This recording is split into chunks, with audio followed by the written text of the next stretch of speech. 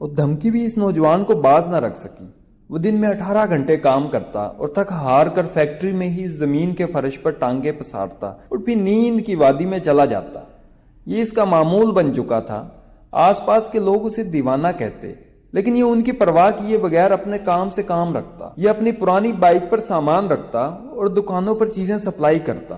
اس کی خستہ حالی کو دیکھ کر لوگ مذاق اڑاتے، لیکن یہ ڈالر کمانے کے لیے نہیں بلکہ اپنے ویژن کو سامنے رکھ کر محنت کر رہا تھا۔ یہ ایک ہی وقت میں منظم، مزدور اور فنڈ جمع کرنے والا تھا۔ اسے اپنے وسائل کا علم تھا۔ جہاں تک اس کی طاقت تھی، یہ ناممکن کو ممکن بنانے کی کوشش میں لگا رہتا، اسی امید کے ساتھ کہ آخر کار اسے کامیابی نصیب ہوگی۔ یہ نوجوان 12 فروری 1866 میں انٹاریو میں پیدا ہوا۔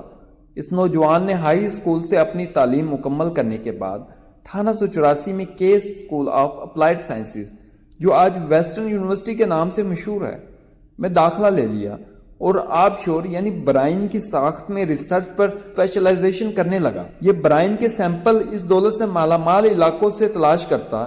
یہ برائن ان دنوں میڈیسن اور فوٹوگرافی کی انڈسٹری میں بڑے پیمانے پر استعمال ہوتی تھی۔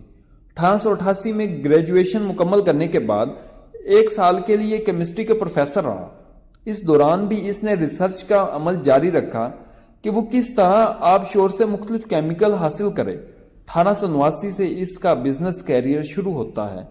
اس نے سخت محنت اور بھاری قیمت ادا کرنے کے بعد ایک نمونہ حاصل کیا۔ اس نے فوراً اپنی کمپنی بنا لی اور 1 سال میں یہ کمپنی دیوالیہ ہو گئی۔ اس کے ساتھی اور دوست اس کے کام سے بہت متاثر تھے۔ 1890 میں انہوں نے اس کی مالی طور پر مدد کی کہ وہ مڈ لینڈ کیمیکل کمپنی کی بنیاد رکھ سکے۔ اس نوجوان نے اپنے دوستوں کو مایوس نہ کیا اور اپنا کام جاری رکھا۔ آخر 1 سال کی محنت سے برومائن کیمیکل سے برق پاشی کا طریقہ استعمال کرتے ہوئے برومائڈ بنا لیا۔ اب یہ چاہتا تھا کہ اپنی برق پاشی الیکٹرولائسس کی ریسرچ دوسرے کیمیکل پر بھی آزمائے، لیکن مالی تعاون فراہم کرنے والوں کی عدم دلچسپی کی وجہ سے کام سست روی کا شکار تھا۔ اس نے موجودہ وسائل کے اندر رہتے ہوئے اپنی کوشش جاری رکھی اور اپنی ریسرچ کے نتیجے میں ایک طریقہ کار ایجاد کیا جس کی مدد سے سوڈیم کلورائڈ سے کلورائڈ اور کاسٹک سوڈا کشید کیا۔ جب اس کی ڈاؤ کیمیکل پروسیسنگ کمپنی انڈسٹری میں آئی تو یہاں کچھ لوگوں کی اجارہ داری قائم تھی۔ یہ اس کے لیے بہت بڑا چیلنج تھا۔ اس نے گھبرانے کے بجائے مقابلہ کرنے کی ٹھانی اور امریکہ میں برومائن فی پاؤنڈ 36 سینٹ میں سستا فروخت کرنے لگا۔ اس وقت جرمن حکومت کی حمایت یافتہ تنظیم برومائن کی قیمت کی نگرانی کر رہی تھی اور برومائن سپلائی کرنے میں اس کی اجارہ داری تھی۔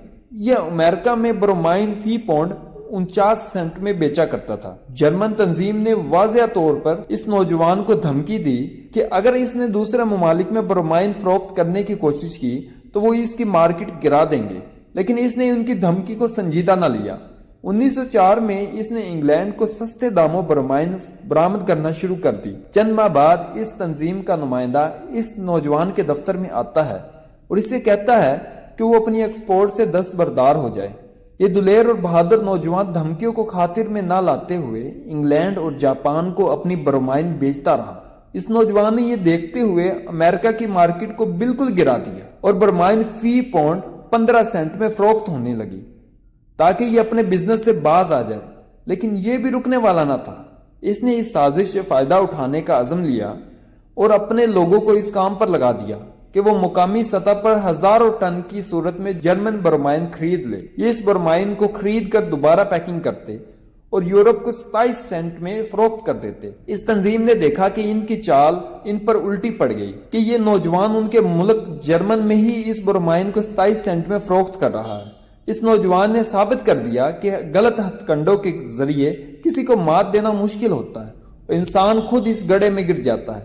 یہ نوجوان ہربرٹ ہنری ڈاؤ تھا، جو ایک امریکی کیمیکل صنعت کار، بزنس مین اور ڈاؤ کیمیکل کمپنی کا بانی تھا۔ اس نوجوان کی کہانی کو سامنے رکھتے ہوئے ہمیں اپنی کوشش جاری رکھنی چاہیے۔